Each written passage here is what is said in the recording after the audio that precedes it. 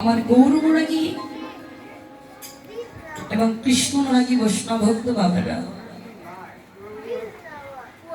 সর্বপ্রথমে জানাবো আমার এই ক্ষুদ্রাদি ক্ষুদ্র দলের পক্ষ থেকে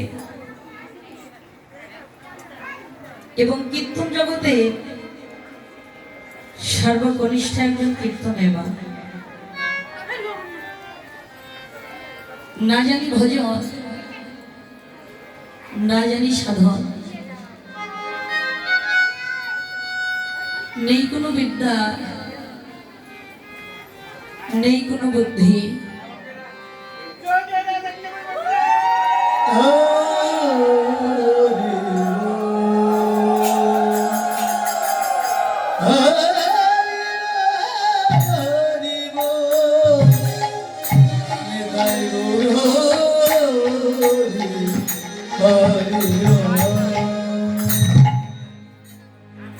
জানি না কোনো ভজন, জানি না কোনো সাধন, নেই কোনো বিদ্যা, নেই কোনো বুদ্ধি, সাধন শূন্য ভজন বিহীন দেহ আমার বা। আমি অধমা নীলিমারাই শুক্লা। সর্বপ্রথমে জানাবো আপনাদের মতো প্রকৃত বৈষ্ণব ভক্তের শ্রী চরণ কমলে আমার শত শত সহস্র কোটি প্রণাম।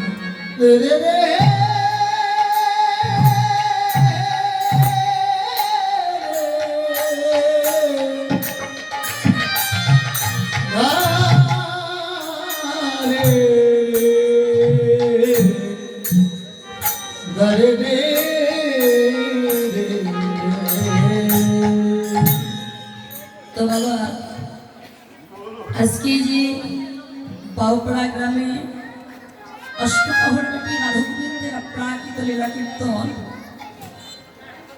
আস্বাদন এবং শ্রবণ করবেন। এই যে কীর্তনের শুরুতে মহাজন আমার কলমকে টিকা দিয়ে বললেন, কীর্তন কি রতন,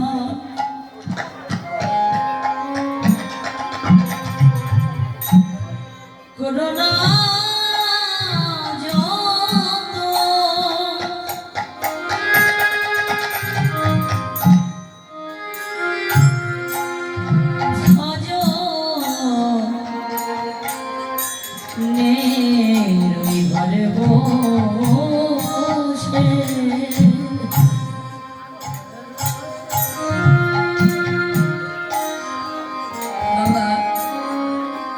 কীর্তনের শুরুতে মহাজন কলম দিয়ে টিকা দিয়ে বললেন, কীর্তন কি রতন, একবার করে দেখো যতন, নিজ নিজ ভজনের ঘরে বসে। এই কীর্তনটা হচ্ছে মা রতনের চাইতে কিন্তু মূল্যবান বস্তু বাবা। কিন্তু মা জগতে কি কীর্তনটা সবার কাছে রতনের চাইতে মূল্যবান হতে পারে? এই জগতে কীর্তনটা সবার কাছে রতনের চাইতে মূল্যবান হয় না। এই জগতে কীর্তনটি কাদের কাছে রতনের চাইতে মূল্যবান হয়? ভগবান জানাইয়ে দিলে, জগতে জানাই আমার অনুরাগী ভক্ত, অনুরাগী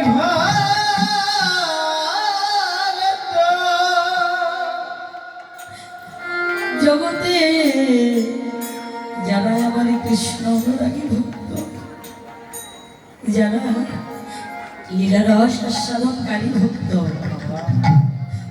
একমাত্র কেবল তাদের কাছে কীর্তনটা রতনের চাইতে মূল্যবান।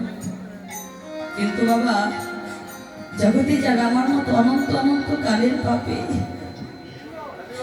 জগতে যারা আমার মতো অনন্ত অনন্ত কালের জ্ঞানন্ধ যে, মায়াচ্ছন্ন যে, জগতে তাদের কাছে কখনো কোনোদিন কীর্তনটা রতনের চাইতে বড় হতে পারে না।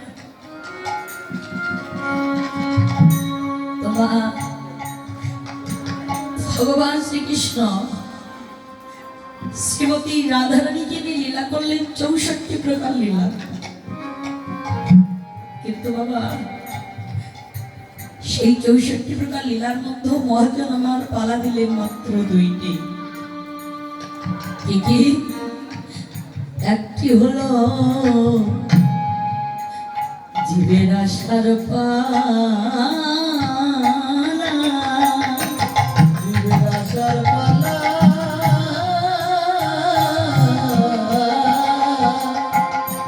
আর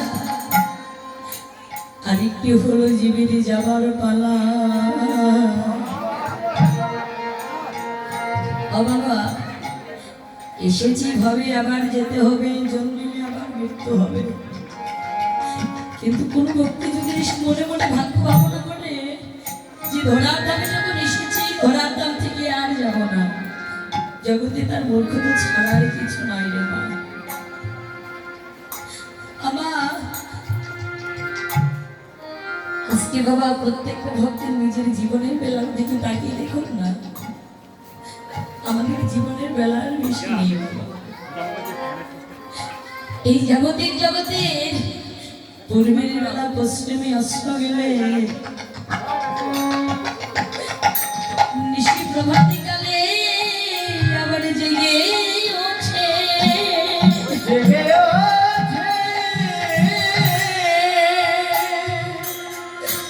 কিন্তু এই জগতে যদি একবার কোন কৃষ্ণ ভজনের জীবনের বেলা ডুবে